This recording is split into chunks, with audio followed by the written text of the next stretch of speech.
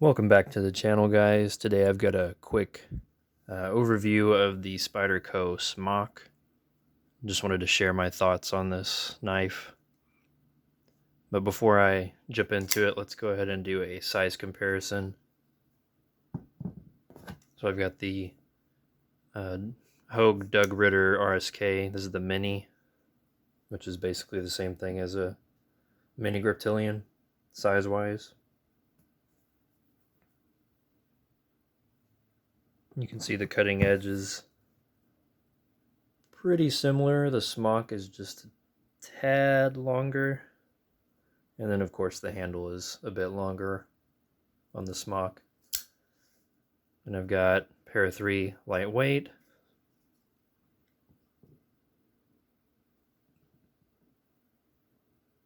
And, of course, the blade is just a little bit longer on the Smock, and the handle as well.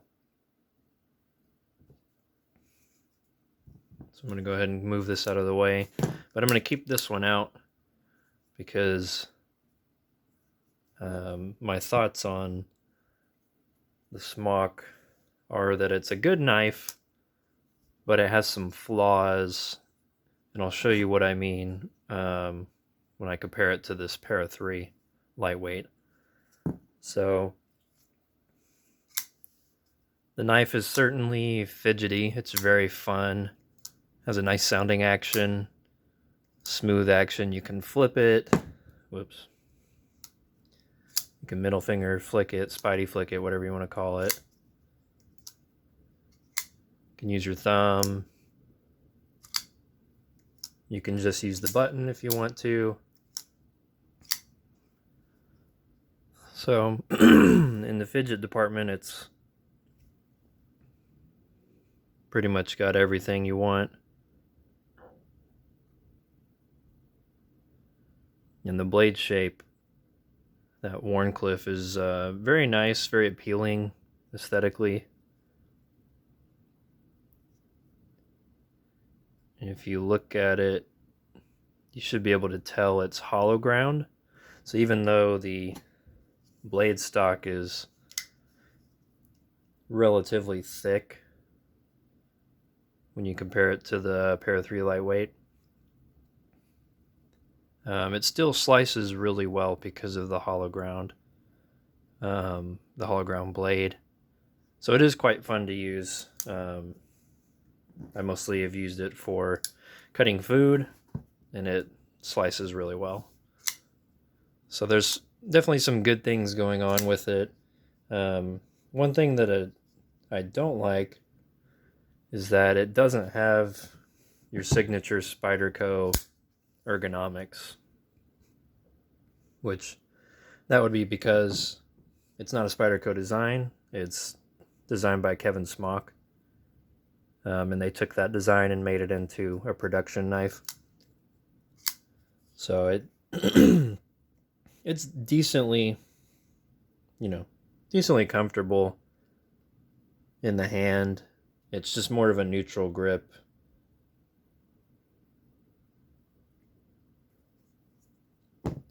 But something like Para 2, PM2, Para 3, Manix, whatever, Shaman, you have these great ergonomics, and your hand just kind of fits right in there.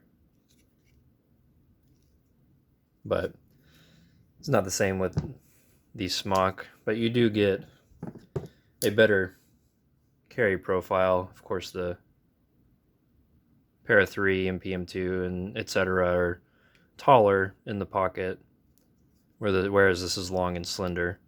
I did replace the pocket clip with the MXG gear clip because the pocket clip that came with this was trash.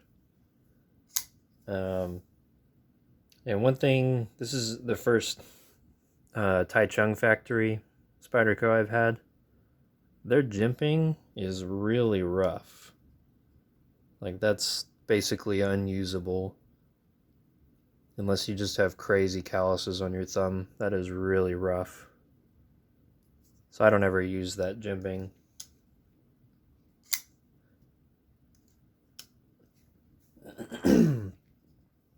But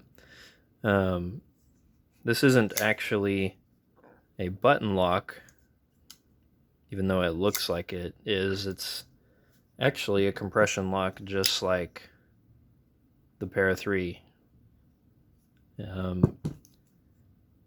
But they put this little button and drilled a hole in the scale, which to me is a poor design for two reasons. So one, because that button is there,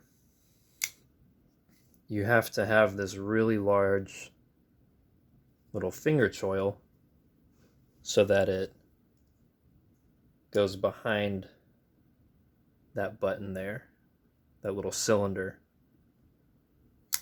So you're losing a good bit of cutting edge that you could have otherwise if it wasn't a little button. So I think it would have been better, in my opinion, if they had just done a normal compression lock instead of adding this little button to it. And then you would have been able to get more cutting edge out of it. And then another thing is that you activate the lock on this side as opposed to the back side, which is natural for me, having used, you know, the normal compression lock on PM2 Para 3. This is just more natural for it to be on the back side. That way your thumb is, you know, it's the only thing contacting this side of the scale, but it holds it, so you don't ever have to worry about it dropping, and it just feels more natural. Whereas your thumb's the only thing on this side, but it's got to press the button to close the knife. So I think it would have made more sense to put the button on the other side, or to just do a compression lock just like this. I think that would make it a better knife. So if you are left-handed, this is a pretty good model to get, because I think it's easier for a left-handed person to use this than a right-handed person. So I guess that's a pro, is that it's ambidextrous and honestly even more optimized for left-handed use.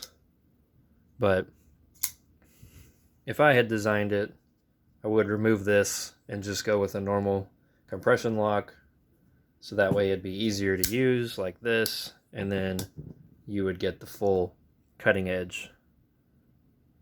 Wouldn't be wasting space right here, because this isn't the most comfortable grip. It's not particularly uncomfortable, but it's just very neutral. It doesn't fit into your hand like this choil does. It doesn't feel like it's meant to be like that.